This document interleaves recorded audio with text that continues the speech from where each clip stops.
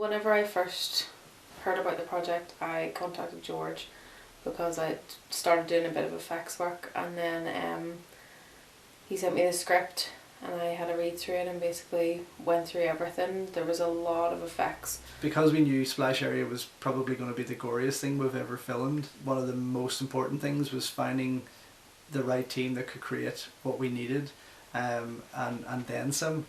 I was kind of in charge of sort of sorting out who was going to do what. So it was basically myself, and then Tom Smith and Andrew Burns ended up doing the effects. And they did an amazing job getting everything we needed, or just, you know, coming to the point where we handed everything over to them and let them decide what effects they thought fitted best. Tom and Andrew took the first couple of days, so they were there sort of day 2, day 3, day 4 I think it was, for the Bunny Girls scene. Is that the McDonald's you had earlier actually? It is. I don't think it's food right now.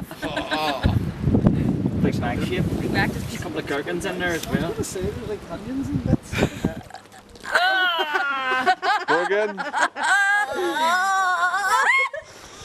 And for Johnny's initial death with nice blood spurt, it was good.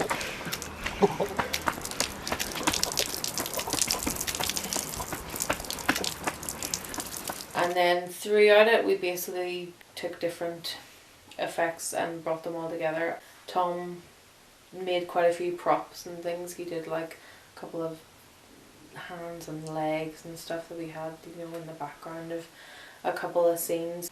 The scene that we collaborated the most on was probably the corridor death, where we had like I think maybe 12, 15 people lying along the corridor. Everybody needed to look like a dead person.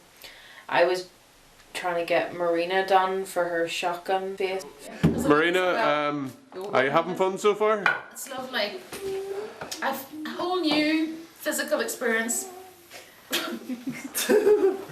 You're dribbling. So that was really good that Tom and Andy were there to fire all those makeups and get that done, and then we just walked over everybody and poured blood all over them. Andrew's really into his blood. You can never have too much blood. He was always saying more blood, more blood. Your neck looks a wee bit clean for my liking.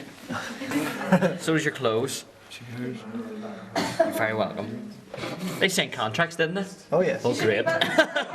Everybody that was an extra and all the actors were really great, because I couldn't have laid on the floor for like 2 hours in a really uncomfortable position, covered in the most disgusting sticky blood ever. Who did I have the most enjoyment in soaking? Well, some of the footage may say Anthony, but that was a bit of a joke. Don't walk away, son. Don't walk away. Take it like a man. Oh no. Oh yeah. Ready? On the head? No. Now remember, some over the. Why is it not? It's not sticking. What if it gets in my eyes? It's just water. Feeling the abs? You like that, do you? Yeah. Go on, rub that boy. Yeah, Rub him. Give me some more, babe. Oh yeah. Bit on the arms. It's bloody marvelous. With me. Yeah. Oh, I thought it was on the face.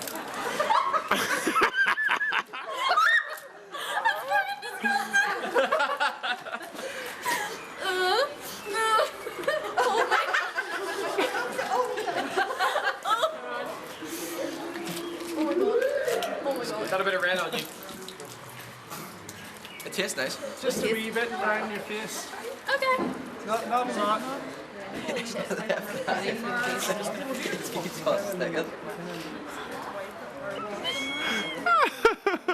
for my portfolio, really. Whenever I went through the script, some of them I did little drawings for, but things don't always work out whenever you're trying to design them. So with stuff like the Alan's jaw. So, what are you doing here, Rachel? I am taking away this part of his face. It's all going to be messy and disgusting and bloody. It's going to be good. Hopefully his beard won't come off whenever he's pulling it off. That's okay. You can grow another one, I hope. I just kind of went with what I had in my head, and whatever came out, if you know what I mean. So Some of the stuff was planned, some of it was, okay, I'll just do it and see what it looks like. And the most difficult one was the end scene with the chainsaw. Tom had built a big wooden prop, basically it was open, and I had made all of the insides that were going to spill out, but it took, I think, probably about an hour, and over an hour, to actually shoot it, and it was over and over again, take over take over take, and it ended up looking pretty good at the end. And blade. And action.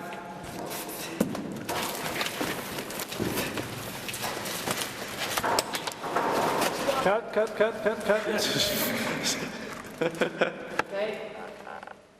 You would be surprised at how much you can do with what you've got.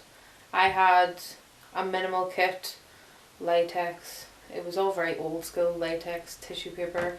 You know, we were creating effects with what we had, and it worked. It was a pretty high standard of work anyway.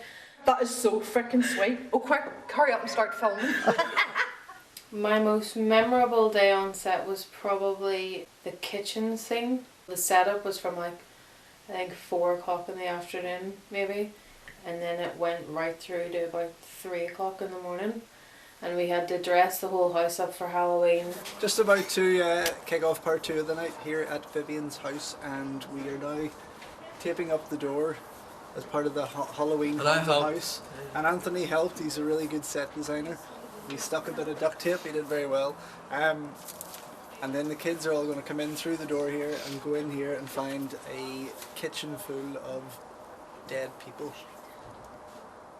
And we had 4 or 5 makeups with wounds and loads of gross stuff. Blood everywhere. Vivian is still cleaning blood out of her washing machine. Because there's only so much blood we have. Yeah, well, I'm on her face now. How does it look? Lovely. But I just remember at the end of that day I was just so tired and absolutely wrecked, but it was probably the most memorable and my favourite day. Yeah, I would say Ormiston House was probably the least favourite shoot, mainly because it was getting dark and there was no light to do the makeup, you know. It was a race against time basically to get things done, and it's kind of hard to do makeup sitting on the edge of a car with no light. Action!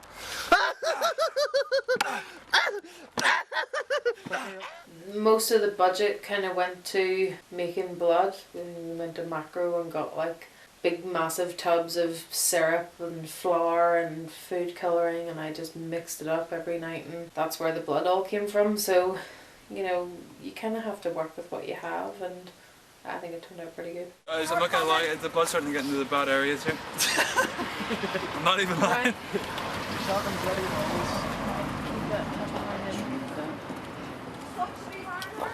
Okay, right. Okay, kid, here we go. Getting the opportunity to work with Yellow Fever Productions was pretty excellent. They have a real gung-ho kind of way of doing things. Everybody's kind of welcome if you want to do something, if you want to work with camera, if you want to work with sound, if you want to do makeup like me. I mean, like, I had no experience and just sent George a couple of pictures and he was like, yep, okay, you can do it all.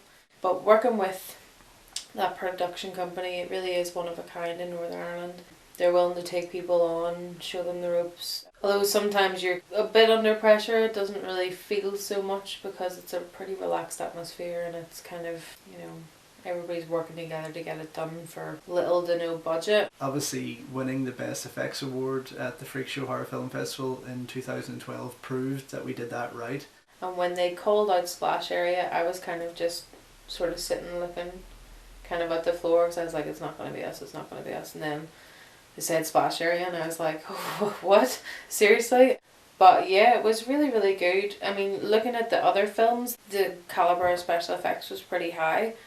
But I think that we did have, well, we had a good lot and we had a good varied amount of effects, and we had a lot of effects. Our film was very effects heavy, so it was as well. Budget wise, if you've got good effects, you've got good effects. I really, you know, practical effects wise, you can have a big budget and have crap effects, you know what I mean? It all depends on who the artist is, really.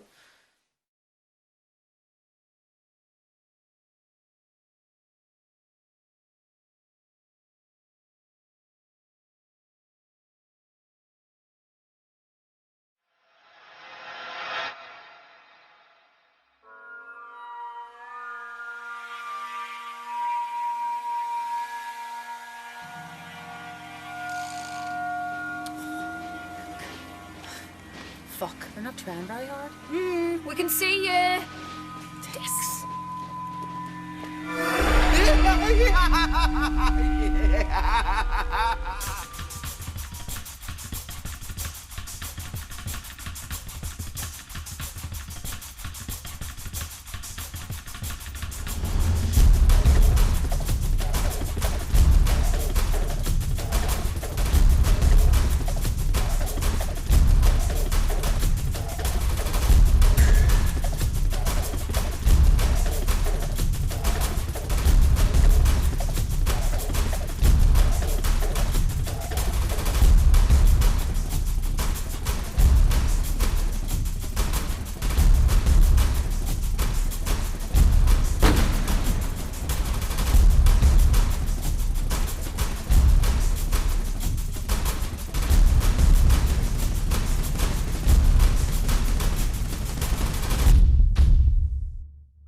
Guys, I know it's cliche, but something isn't right here. We're in a fucking madhouse on Halloween night, and there's 5 crazy fuckers on a killing spree. Yeah, and we're gonna stop them. It's like a fucking episode of Scooby-Doo. Kinda, but you don't see Daphne pissed herself, do you?